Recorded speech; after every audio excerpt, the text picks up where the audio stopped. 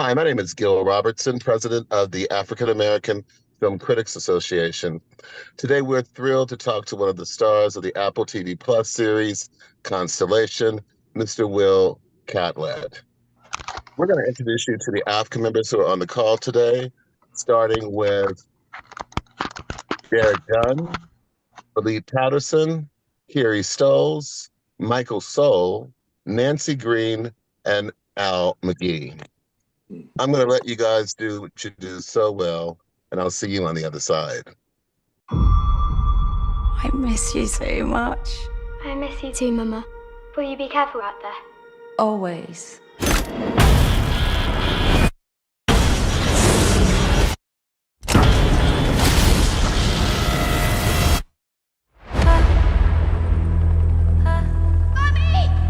I'm very happy to be back home.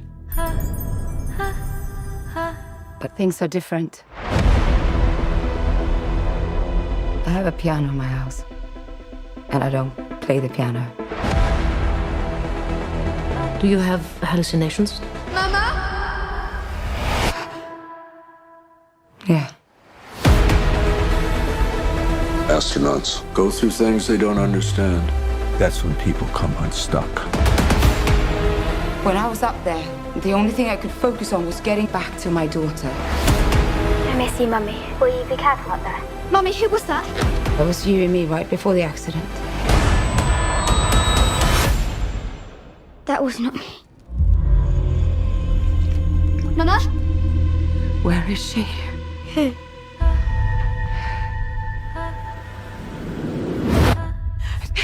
You! I invented a machine we took into space, and I saw something, but it seems like it doesn't want to be seen. People see things up there, and when they get back, they go crazy. This isn't madness.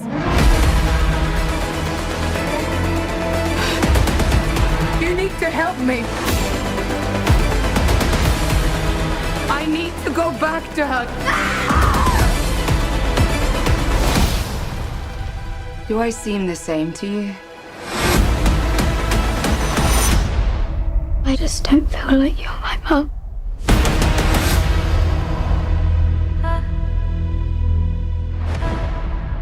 Hi, Michael from JBS Media Productions. First of all, I just want to say thank you. It's been an honor to speak with you. I've been following your work, for years, especially with Black Lightning. That's why I introduced you, and then I'm just following your career with that. And one thing that I just commend you, just in terms of as an actor and using your performance, is that that you tend to turn to disguise yourself in these roles and kind of on a way kind of just transform into that character.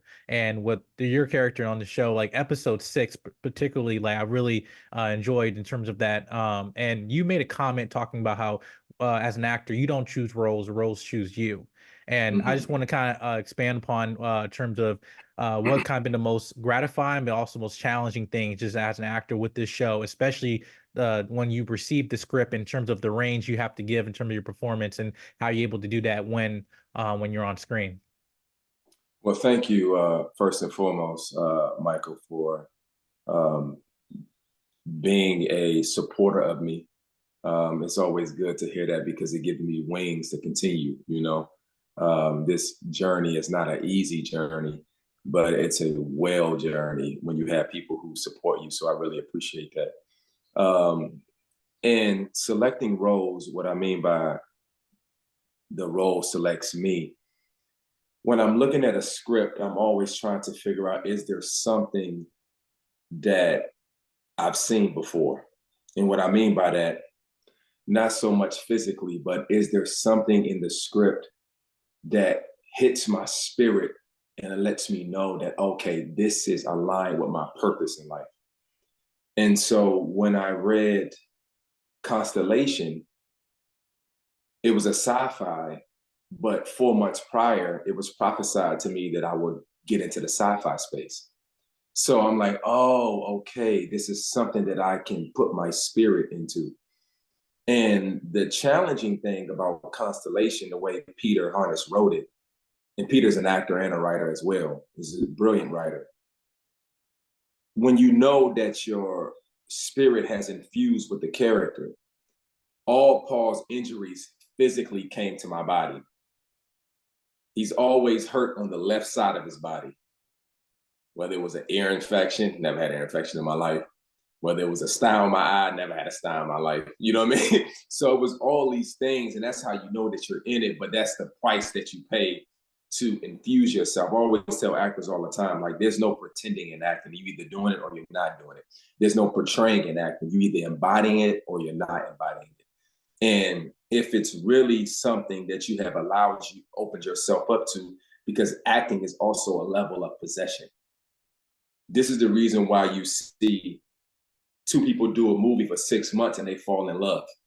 And you think, well, how could you leave your family for this woman or this man? But the characters have infused themselves so much that they fall in love with each other. But then when it's cut, meaning break, 6 months has gone by, I was like, whoa, I don't like you. I left my whole family for you, but I don't like you like that. It's the characters marrying each other. So that was one of the difficult parts of filming Constellation, was just accepting that those injuries will probably show up on me in some type of way. And even coming back to the States, since we shot in Germany, coming back to the States, you know, because his mind is everywhere. So when I show back up, I'm kind of quiet. You don't realize these things until someone says, "Hey man, you good?" And I'm like, oh, I'm still in the thing. You know, I'm still in the thing. You know, I'm touching stuff. Like, is this real? Is this not real? I'm hugging my kids, like, hug me, but I'm like, they are hugging me. You know what I'm saying? So you go through those metamorphoses, but I hope that answers your question. Absolutely did. No, thank you. Appreciate it. Yes. But yeah, congratulations on the show. I wish many blessings coming your way. Oh, thank you. I receive it. Carol, what you smiling about? It's not Carol. It's Miss Kelly. How's it going, sir? Derek Dunn, Reviews and Done. Like Mr. Mike, longtime fan of your work. Mm-hmm. And one of the things that I've always liked about you is that you just have a voice that commands authority and respect. Mm-hmm. So what was your preparation process for this particular role as it different from your previous work, particularly like in Abigail and the movie you did with Omar Epps and Michael Ealy? Mm-hmm. Well, this one, audition, I get the part, and then I'm shipped off to Germany. And I only have the first episode. So I know that I'm going to be in the show, but I don't know how long I'm going to be in the show. You know, I'm like, well, they ain't going to fly me over here to Germany for nothing. You know what I'm saying? So when I get there and I have a meeting with Joseph Cedar, who's the director of episode 6, Michelle McLaurin, she is the executive producer, and she's the director of 1 and 2. And then I'm Peter Harness. So we all at the Soho House in Germany having dinner, and they said, well, have you read episode 6? I'm like, no. So you just came over here on a leap of faith? Well, y'all ain't sent it to me. I only got what y'all sent me, but I know y'all ain't bring me over here for just 2 episodes. You know what I mean? So that whole process, and I get the scripts and then I read them. But to answer your question, like what it's like for me, some actors do backstory and they do things to get into the role. I'm just, once again, looking for how does my spirit connects to it. The spirit knows all things, and it knows all things at all times. So if I can connect with that, then I know everything that I need to know. But there will be challenges on set where I will say, I don't really understand this, Peter, where you're going, because a lot of Paul's lines, they're cut off. He's always in thought. He won't finish something, so they always cut off. And Peter says to me, he says, you'll figure it out. And I'm like, okay. Okay. But he's also understanding that I'm in it. And I should be asking questions at that time. Not only Will, the actor, but Paul, the character, is asking these questions. So that's kind of how I get into it. As far as the presence on screen, I remember when I first started acting years ago, my father, he says to me, he says, you're doing too much. I'm like, Dad, you ain't never seen me do nothing. What do you mean? You're doing too much. I know you. You chip off the old block. Your presence is enough. You don't have to do too much. And from that moment, it just allowed me to accept it. A lot of times you don't accept the great things about yourself because you're always trying to get to a place, you know what I mean, in life, whether it's a better income or a marriage or children. We're always trying to get to a destination because everything is progressive and moving forward. But when he mentioned that to me, I was like, you know what, Dad, you're right.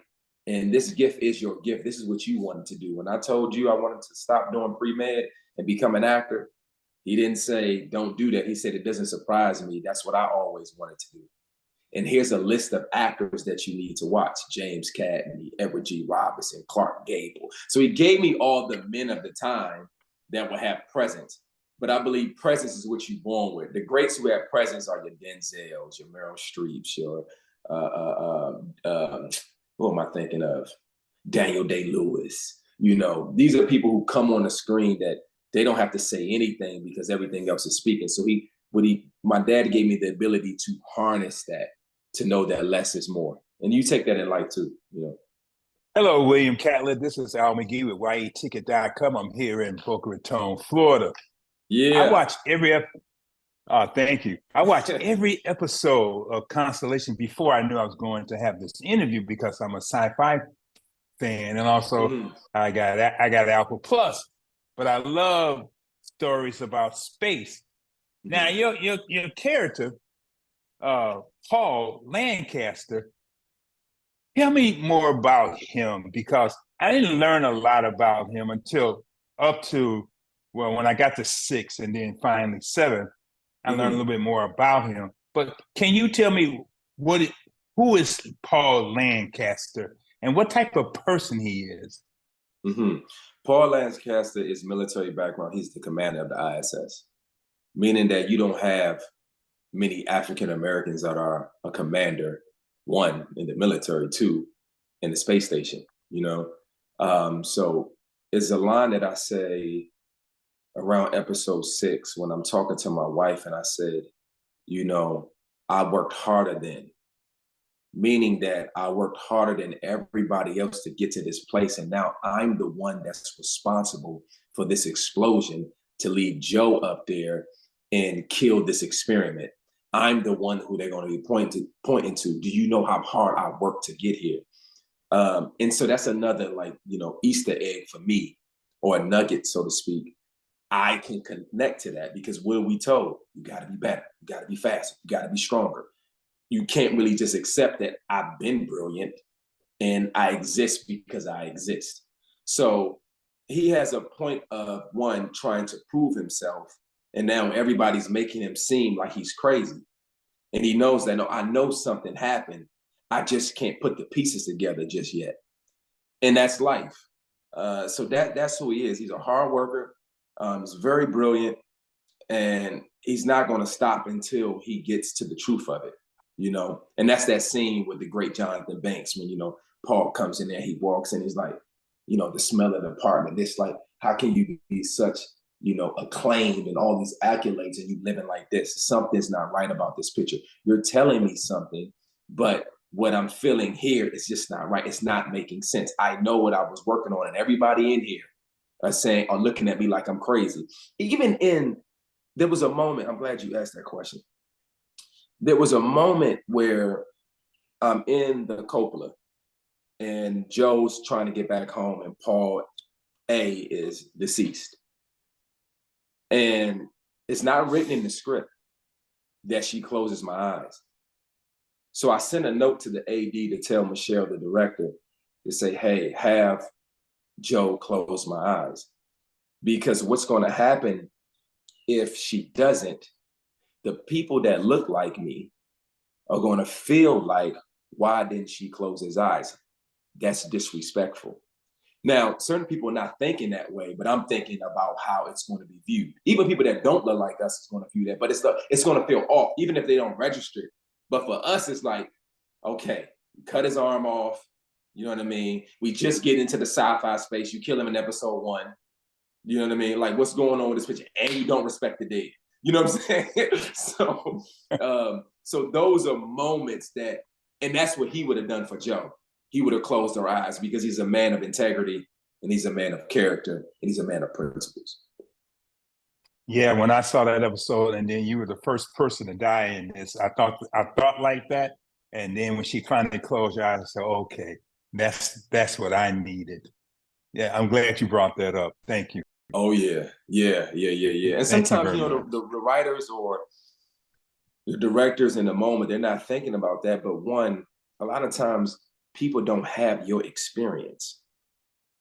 They have an idea of who you are until they meet you. And it's not good or bad. It's just what your friend, what is your friend circle? If your friend circle consists of people that only look like you, then when you're in another friend circle, you only know what you've heard or what's been projected, whether by TV or whether by your own ideas or whether by false things. So you really don't know. So I understand how the audience are going to see not just Paul, but Will. It's like, hold on, nah, that's this. I'm not vibing with this. So I try to make sure that that's how I protect you guys and protect the art at the same time. You did a great thing, and keep up the good work. I'm a big fan of yours. Thank you. Oh, thank you, brother. And I appreciate the background. Yeah. Thank you. You know, and them scenes were not easy because you're hanging in these harnesses. And if you don't tie them on a leg right, they pull everything up. And it takes too long to say, okay, can you cut, take off the wires, and then get back into the scene? And one of the stunt guys, he's like, I was like, yeah, no, I'm good. Nah, you can loosen it up a little bit. Everything as a man was up here, you know what I mean? And you still got to deliver those lines. So, you know, that's the process. That picture made me think about that moment. Well, thanks for sharing that with us. I really appreciate it. Yeah, thank you, brother. Hi, I'm Nancy Green with Film Critique. Hey, Nancy. And hi, and I wanted to ask you, first of all, I just saw Abigail. I loved it. I wish you were in it longer. Sis, it's a scary movie. You know I wasn't going to survive in there. Yeah. But with this, it's a very, interesting storyline with the science fiction and whatnot. And I wanted to know for you, is this the type of thing, like, do you think about these sort of things, like with the storyline of this particular show? And how do you feel about like the whole process of that? Okay, can you ask me that again? Because you asked me about Abigail, I went to my death scene, and then my mind didn't think about it. Okay, I'm listening. Okay. Now I wanted to know with this kind of storyline with the science fiction, are these the type of things that you think about, like how time works and space and things like that? And is that part of what got you interested in this role? And how do you go about the process of that? Sci-fi allows you to escape. And most animations and sci-fis, they're trying to give you truths, but they disguising it in a fantasy background so that your mind can receive it. You know what I mean? So this was so good about Peter Harness doing Constellation. You think about it, could have been in any other genre? No, because Peter's trying to talk to you, your subconscious. So what does he do? He puts you in space. He puts you in a place where he can talk about family. He can talk about what it's like to have separation, what it's like to have unforgiveness, what it's like to have guilt and shame. These are really the ideas that he's speaking about in the show. You know, how do you put something together? If you see Jo and her husband, it's not right. It wasn't right before they left. And now when she comes back, it's kind of still not right. And how do you work through things that are not right? You know, in this day and society, we give up on each other so easy. And so now he's put you in a confined space like the ISS for you to look at you. This show is nothing about anybody. It really ain't about space. It ain't about Jo. It ain't about Paul. All he's trying to do is get you to look at these scenarios and how do you compare these in your own life? How do you deal with something? How do you not sweep things under the rug? Because the whole International Space Station and the community and JPL and all that other stuff, they're trying to sweep it under the rug and put you on a pill and numb you. This is what we do in real life. When we don't want to deal with something, we eat. And we keep eating. You know, I think what I tell my students in my school, I tell them all the time, the first lesson they have to do is do an unforgiveness list. People that they need to forgive. And the number one person that they got to write on that list is themselves. Because you got to forgive yourself for everything, one, that you caused or you did not cause. And until if you don't do that, then your energy is blocked. So you can never become the best person that you need to become. I talk about the type of things that I gravitate to. So that's why the sci-fi space was great. One, we want representation in that space. You know, if we go way back, we created all this stuff anyway, you know what I'm saying? So we want to be represented in that space and seen in that space and valued in that space. You know, I am personally tired of when we get an award, we always say, oh, you know, no one gave us a shot, or I was the little black boy that, that's good. But there needs to be a new conversation, because as African Americans, we've been doctors, we've been lawyers, we are doctors, we are lawyers, we've done this already. So it's time to tell a new story. It's time to be seen in a new image. And I think this is why we gravitate to the Sidney Poitiers and the Harry Belafontes and the Medgar Everetts and all of, because there was men of that time where they were seeing the future. They were seeing where we were going to be, not, you know, how people see us. Dr. King, judge a band by the color of his skin, but by the contents of his character, right? So if we playing characters, then we need to be seen in these spaces and in that light, not dimmed down or made a caricature of a person. And I was glad that, you know, Apple would do a show and write such a fantastic character like this where I can exist in that space. Nice, nice. Thank you. And that's a fantastic answer. And yes, much success with the show. It's very interesting. Thank you. Thank you. So I want to just kind of go back to the Abigail versus this role. So obviously sci-fi, horror. What is your Carrie, one preferred second, genre? because Carrie, 1 second. See, now my spirit has flew. Nancy, don't be hard on yourself. In life, don't be hard on yourself. You're a hard worker, you work hard, you're not always appreciated, especially in family. People don't see the work that you do and the love that you give. But just don't be hard on yourself. Things will work out in the way that they need to work out. When a person has greatness in them, it's always the family members who really don't see it first. The greatness is not always for them to see. It's for you to see, because they will be a benefit because you have become great in what you need to do in life. So the Lord is telling me to tell my daughter, Nancy, don't be hard on herself. Just keep going. You're not alone. You're not by yourself. Things will work the way they need to work. You just can't take things personal. You get in trouble, you take things personal. It's not always personal. Don't be hard on yourself. I don't know why it revealed to me like that, but I'll be remiss if I didn't say it, because I see where you're going. Everything that you want to do deep down inside, the books that you want to write, everything that you have, the ideas, they will come to pass, and God will send the people to fund those ideas for you. However, don't be hard on yourself in the process. I don't know you, but he knows you.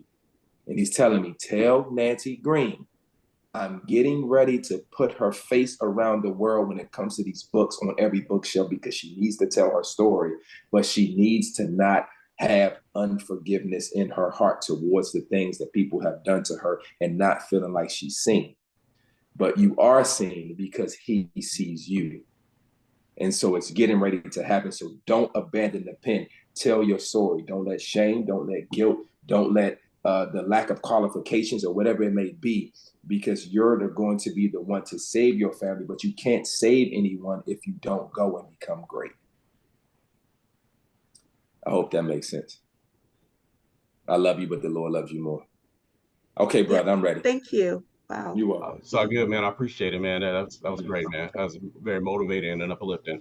So Kier Stowe, Sacktown movie buff. So I was going to go back to the Abigail, and then also Constellation. So you've done sci-fi, horror. You've done a lot of different films. I was just trying to figure out, as an actor, what is your preferred genre of film that you prefer to participate in? Do you have a preferred genre?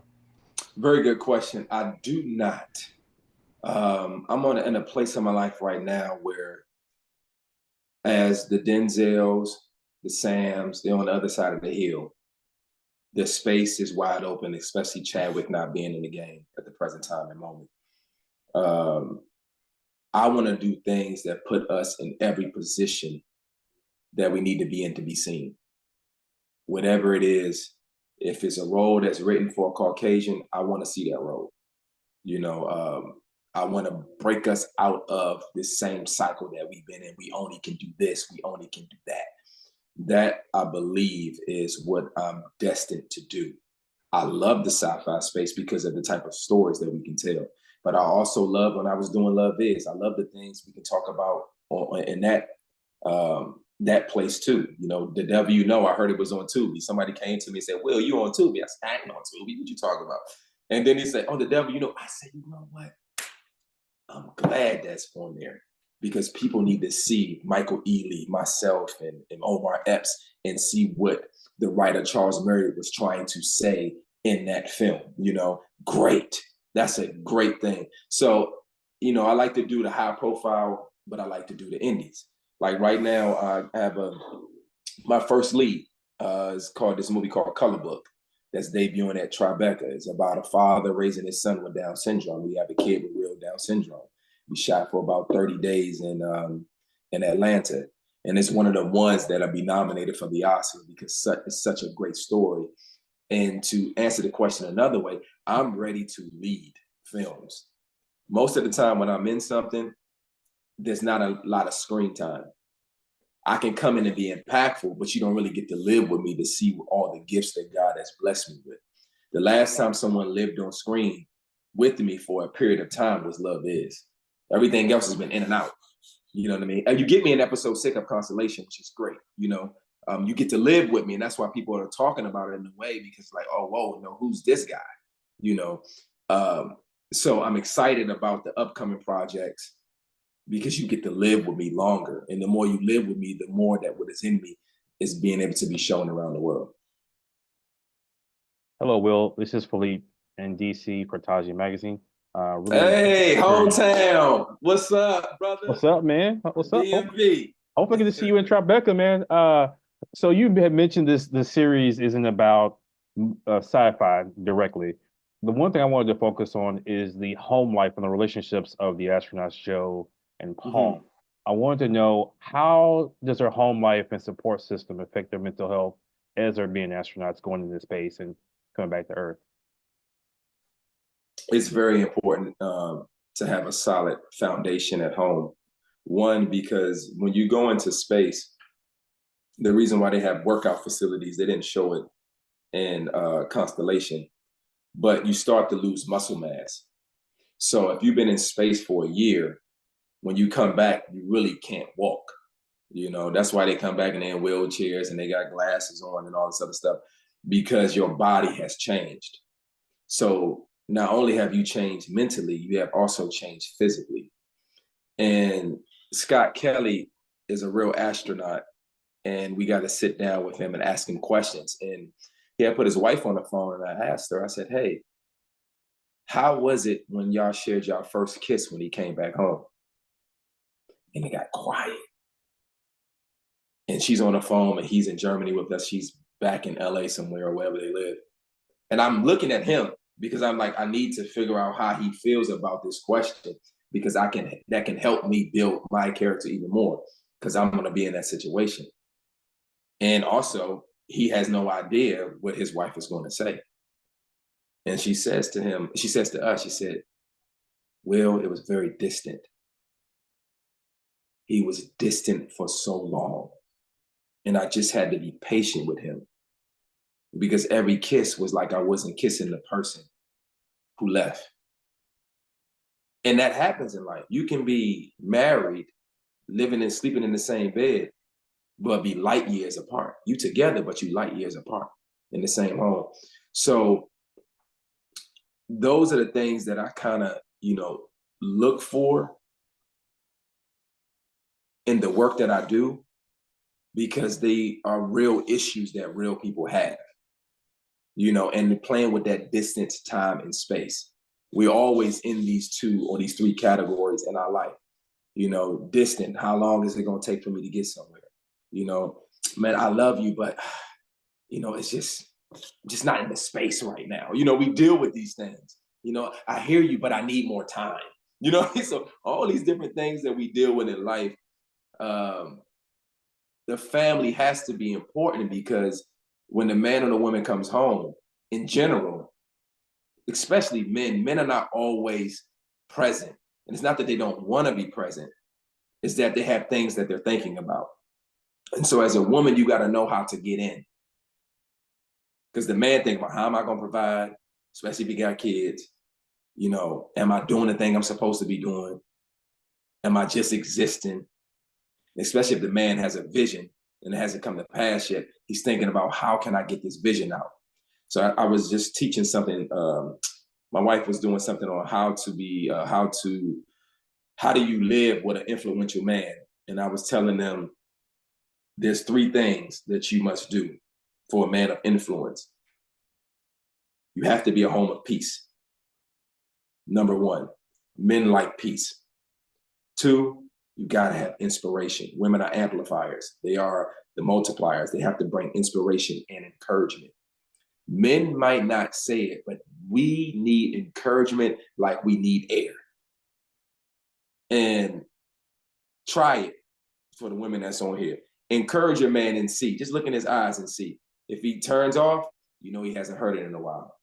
If he tries to deflect, he hasn't heard it in a while. And you got to make him hear you, because that's the fuel we need, the family structure we need to continue going. And this is why I told Michael, thank you, because your encouragement is keeping me doing it. Because it gives me fuel to say, okay, what you're doing is actually reaching people. So that family structure, and that's why when Paul comes home,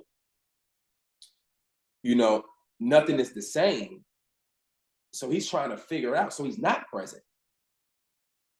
And so Wendy is making a lot of mistakes, you know, even when he comes on and kissed her, you know, I'm not something Frida, I'm somebody else. Like, sit me down. Try to connect with me. Because obviously I'm not here. I'm here, but I'm not here. And so many men are like that. They are in the life, they bring the money home, but they're not there.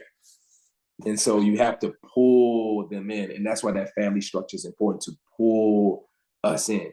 Because we be one step away and just, man, look, forget all this. You know what I'm saying? At times, you know, and sometimes we don't have an outlet to express it. Thank you, man. I really appreciate that answer. Mm-hmm. Well, my we name met is before, yeah. We have. Okay. I met you first. I loved you first, and I remember you from first. Mm-hmm. That's when I first loved you. And wow. I'm a longtime fan. I'm a journalist. Coronism.com, love music, pleasure, and I'm a reporter at NBC 10 right now in Philadelphia. I have to tell you, to see you stretch in this way is remarkable, because I have a baby cosmonaut. I have a daughter who is a scientist, and she loves. But I first knew you as a leading man in love. And I want to ask, how was that different than loving space? I don't think it's no different. You know, love sees no colors. Love is progressive, and love is honest and truthful.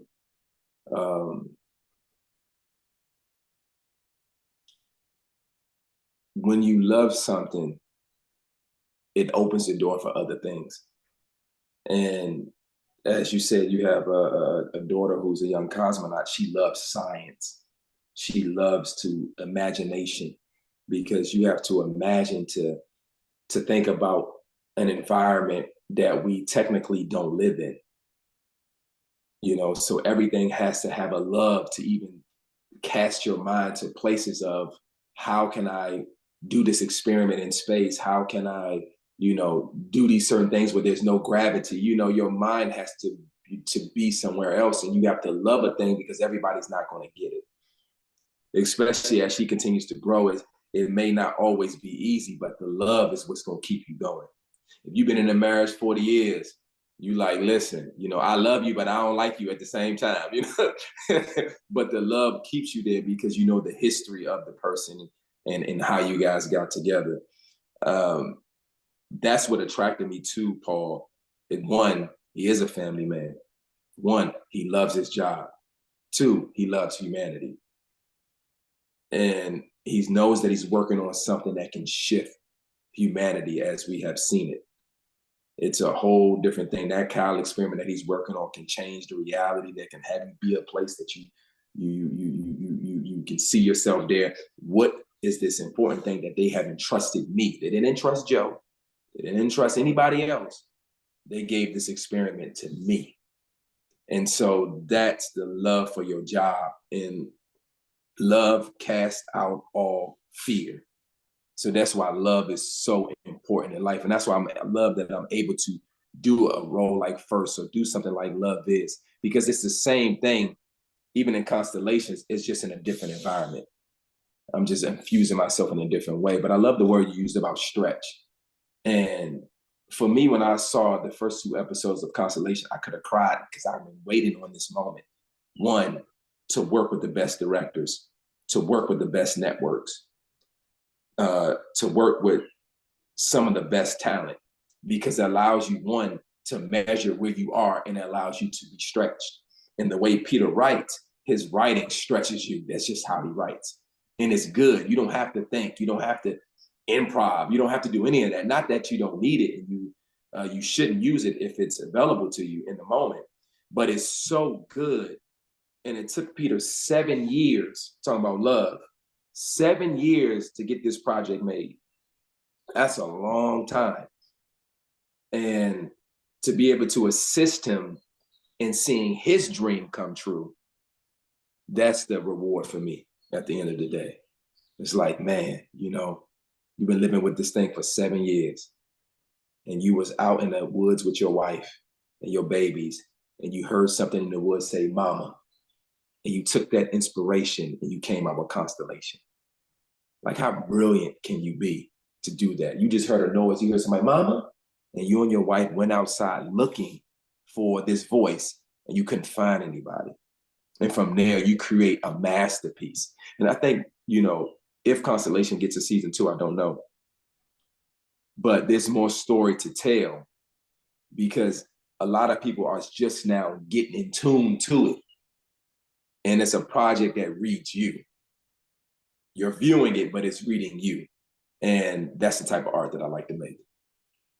You are refreshingly and surprisingly spiritually connected and aware. And I just want you to know, to be able to be there at the beginning of your career, first, because I was there. Yeah. How much you've grown. I am so grateful to be here in this moment. So thank you. Oh, thank you. And thank you for supporting me. Thank you for watching me. Thank you for reminding me. Thank you. I receive that, sis. I really do. I really do. Thank you. I'm getting chills on my body right now. Just, you know, because when you find somebody who met you then, you can see how far you've come. You know, and especially for a kid that this is not what I dreamed about doing. I was dreaming about playing basketball. You know, this wasn't my thing. And to shout out to 50 Cent, because if I had 50 Cent and I came out with the G Units and I had not went to Foot Locker and I had not met a guy with the whitest teeth I've ever seen that was selling me the shoes, and I asked him what he do for a living, he said, I'm an actor. I said, I always wanted to do that. Or you should come to my acting class and I'll pick you up. If had that moment not happened, then we wouldn't be here right now. You know, so I thank you for the Sankofa.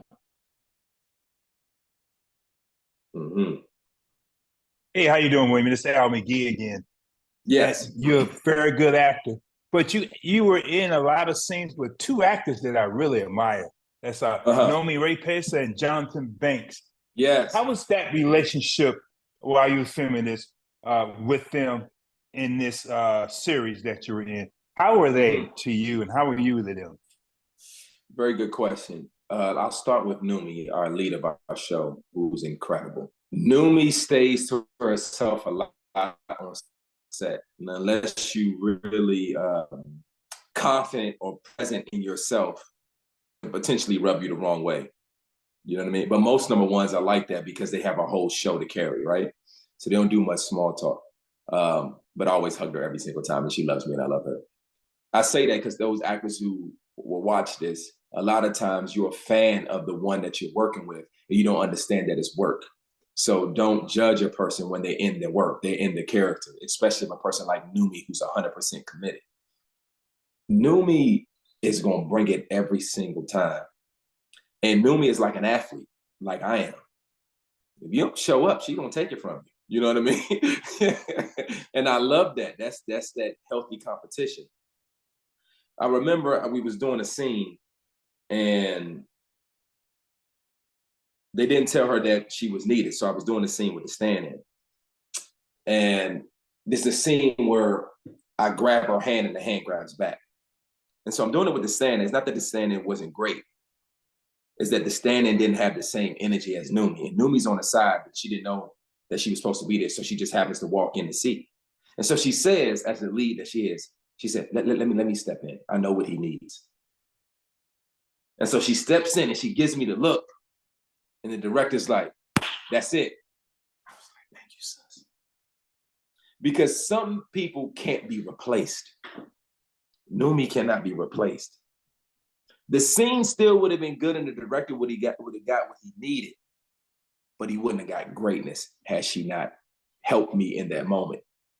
Because we already built a rapport. I didn't build a rapport with the stand-in. So for her to recognize that, I said, that's the leader of our show. Come on, number one. Come on. Come on in here.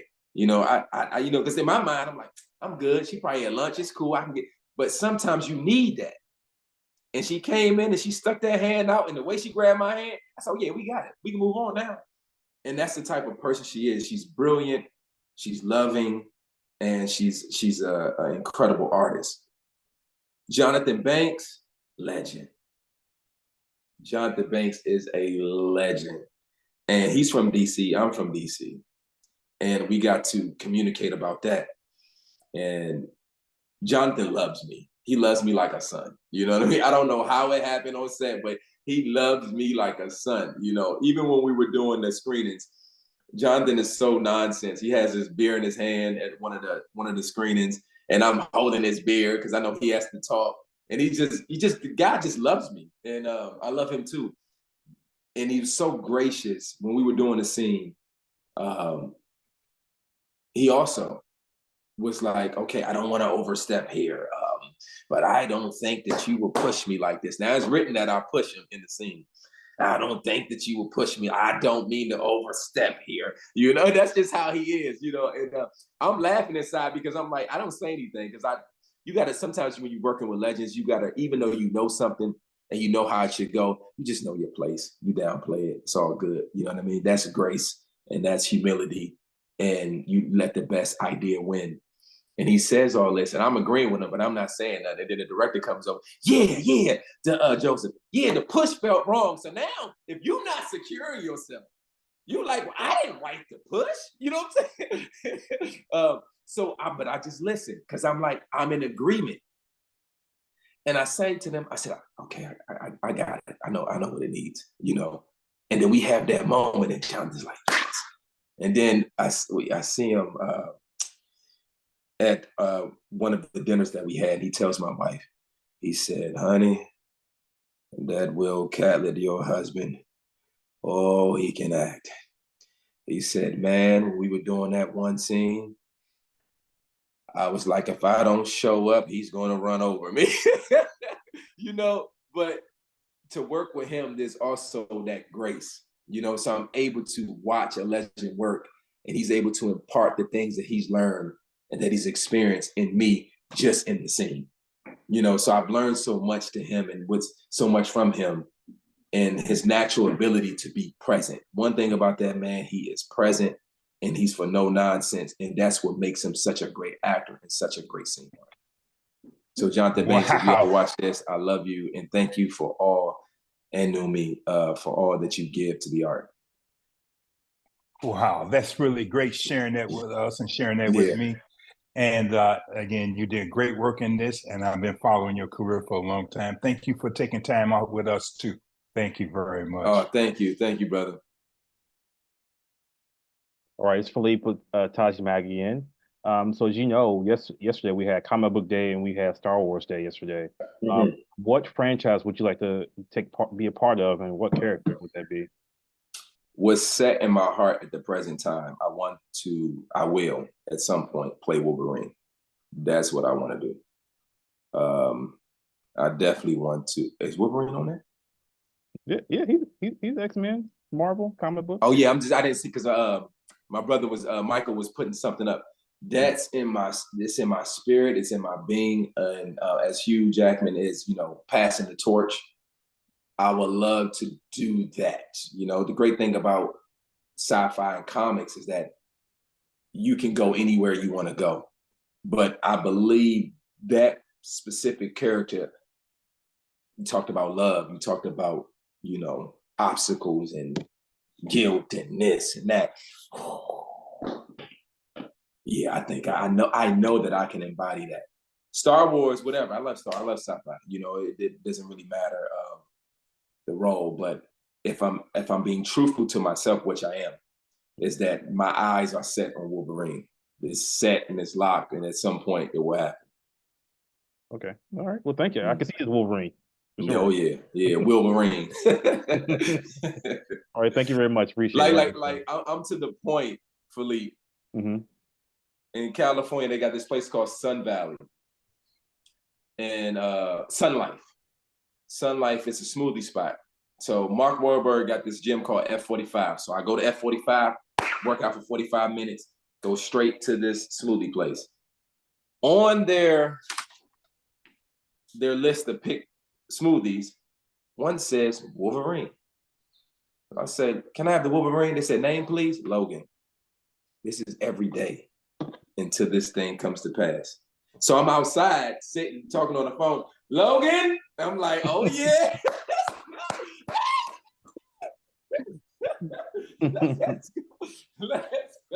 Let's go.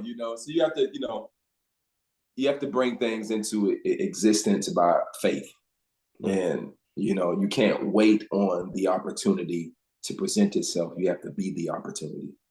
And that's me being the opportunity. So at some point, tomorrow already happened by the time that I ordered the Wolverine drink and put Logan on the cup. I could have put Will on the cup. I could have put Philippe on the cup. I could have put Nancy on the cup. I put Logan. So it's already in my orbit. It's just a matter of time of it lining up. Okay. I really appreciate it. You have an app, an audio book, and TED Talk, all that stuff, man. Yeah. It's here. It's here. The wife in there building it right now. All right. Yep, it's here. It's definitely here. Well, and thank you. I really appreciate you guys. William. Mr. Gill, you made it home, brother. Oh, you could tell. Sir, you have taken us to church this morning, and we thank you for your insight, your guidance, your wisdom, and mostly your love for the words that you shared with our members today. On behalf of the world's largest group of Black film and TV critics, know that we will continue to follow you and support you. We thank you for your time today. Thank you. And we thank everyone for watching this edition of AAFCA Roundtables. Have a great day.